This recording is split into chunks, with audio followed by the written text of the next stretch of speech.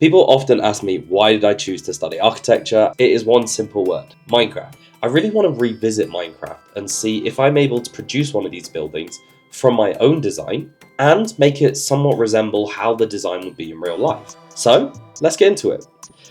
Now, I've decided that I would like to produce an Italian villa in Minecraft. The reason being is this was one of those styles that I never actually attempted because it always looked too complex. While you guys watch me fly around looking for a good location to start building, let me explain my research that I found whilst looking into this style of design. So, typically, most of the designs had a rectangular layout, and entrance was normally on the center on the front facade. And when you go into the structure, at the center or the rear of the structure, there was generally some kind of great room. All the additional spaces were kind of attached on the outside of this key communal space. A lot of the structures had some kind of circular room. Now, sometimes I saw this used as a bathroom, but most commonly I've seen as a stairway, which would be a tower that would lead to the second floor. Now, these spaces attached to the outside of this great room were generally not the same size, and because of that, it looked like the form was pushed in and out, and it would create these interesting spaces internally and externally, and these external spaces made way for things like courtyards and social spaces and small gardens. So, now we know all this research, how do I intend to use this in my design?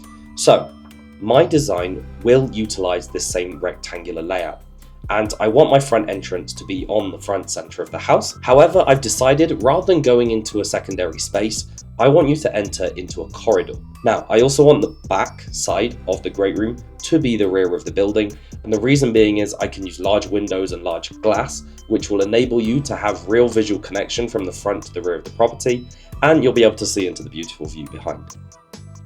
Now, on this corridor, I will add necessary amenities, things like a toilet, mudroom, and I will have my dining on one side and my kitchen on the other side. To extrude these spaces outwards to the rear of the property, create some kind of external space, and it will create a 3-walled covering that will make it feel like it's an indoor-outdoor space. Now, on the front of the property, I want to include a library, and again, this space will be extruded out the front of the property to create an interesting front facade.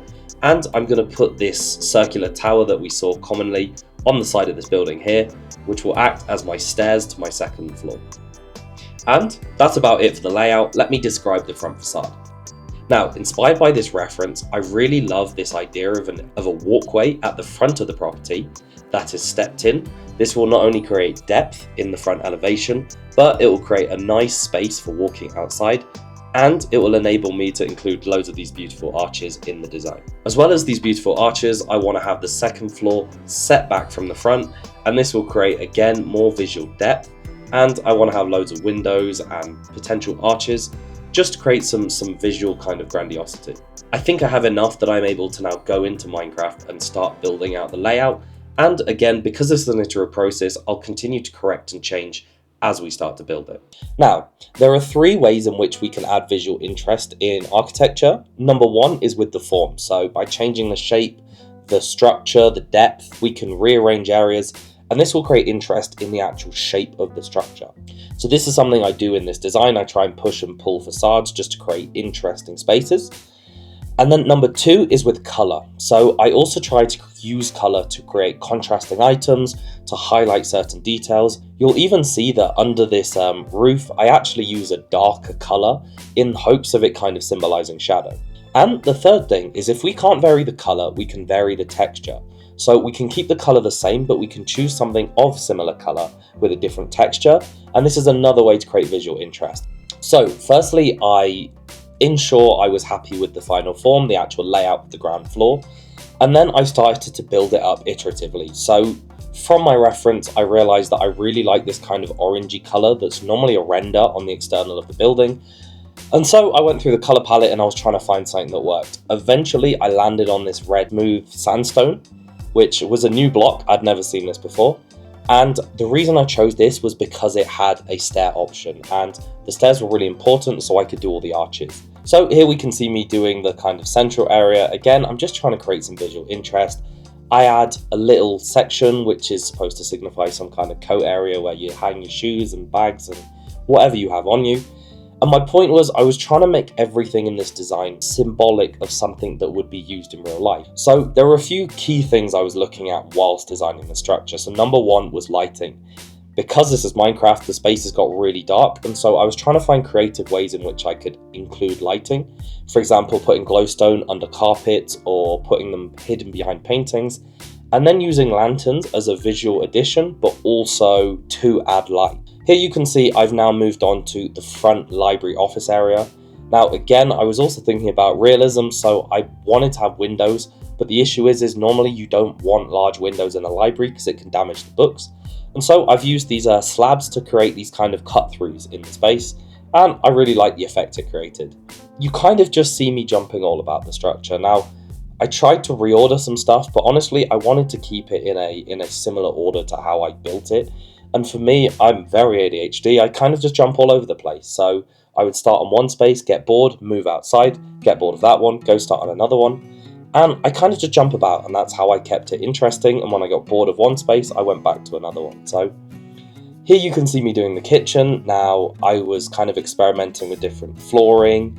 I used a black and white terracotta, create a checkered pattern, and it was just too flat of a texture. So I swapped it out for wool. And then in the center, I used glowstone. So it was another way I could have hidden lighting because I wanted this space to feel airy and light. And it's very hard to do in Minecraft without putting torches everywhere. So I really tried to disguise the lighting. And then, like I said, represent things in real life. As you can see, I used banners in the bathroom to try and represent mirrors. And I was kind of just trying to find out things that resembled real life. So obviously it's Minecraft. I was never going to be able to have insane amounts of detail, but I wanted you to be able to look at something and kind of get an idea of what I was trying to represent in real life.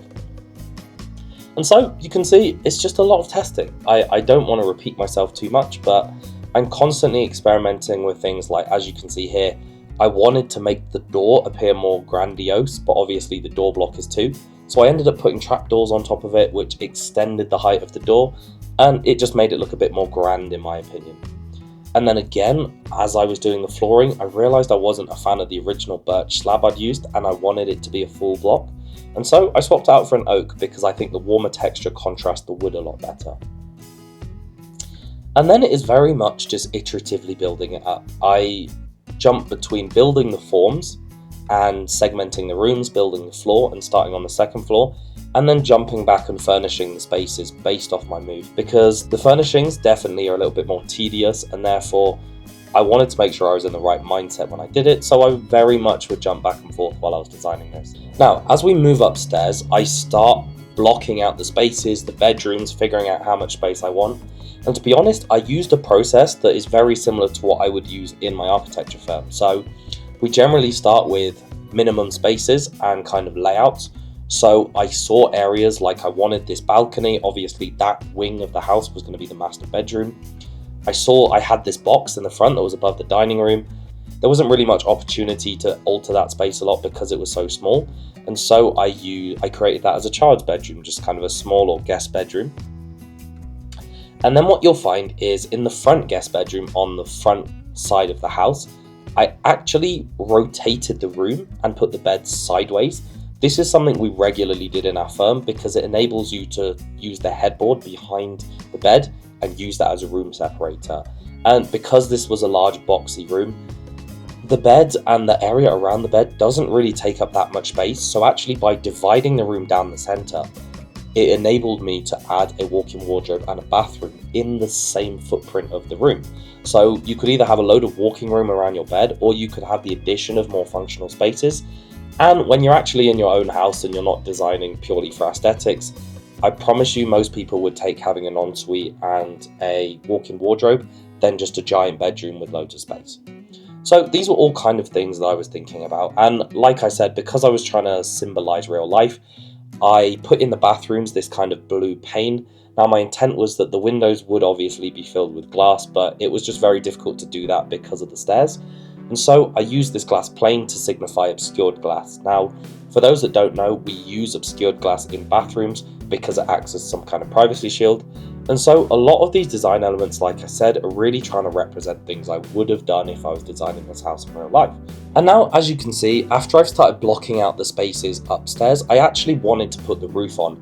This would give me kind of contained spaces and gave me a better idea for when I was furnishing the space.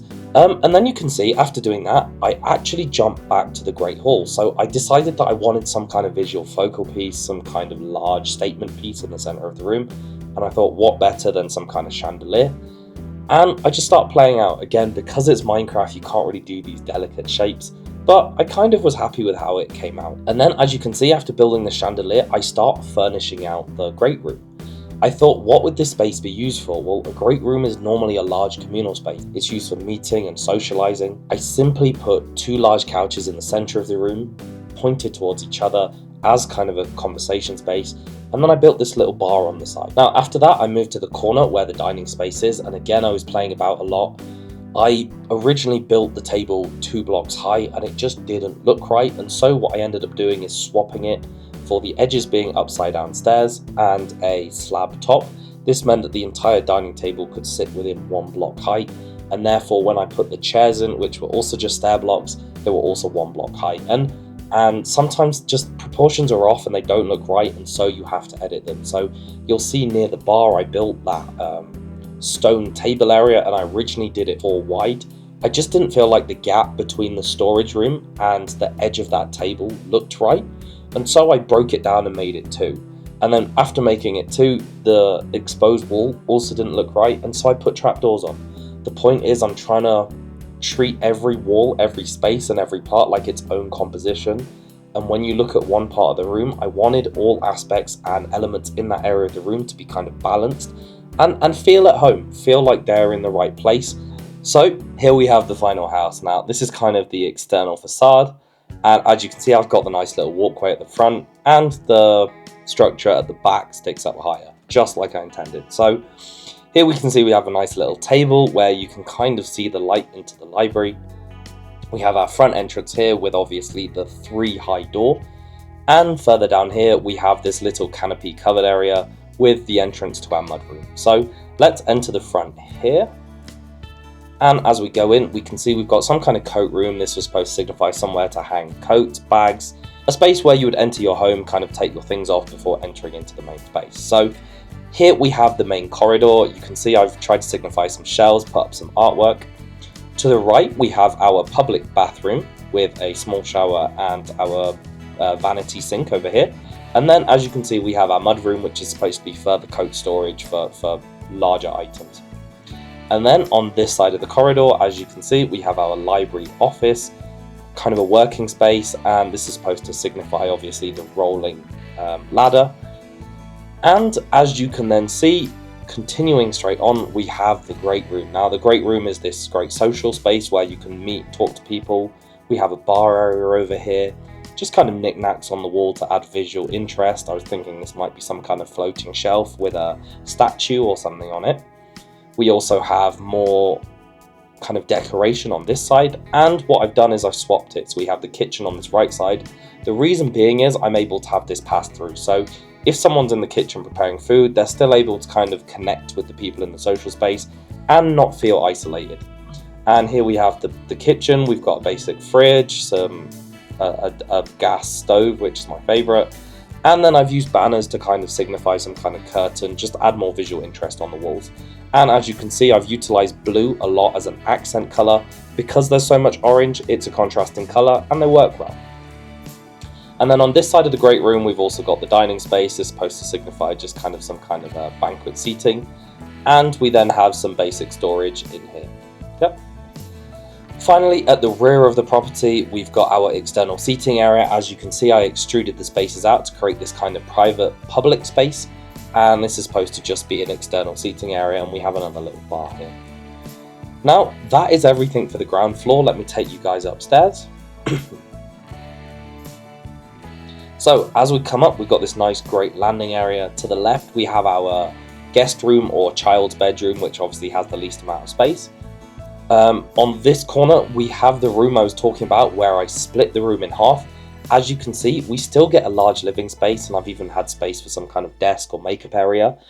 And then On top of that, we then get the addition of this walk-in wardrobe and a bathroom simply by splitting this room in two.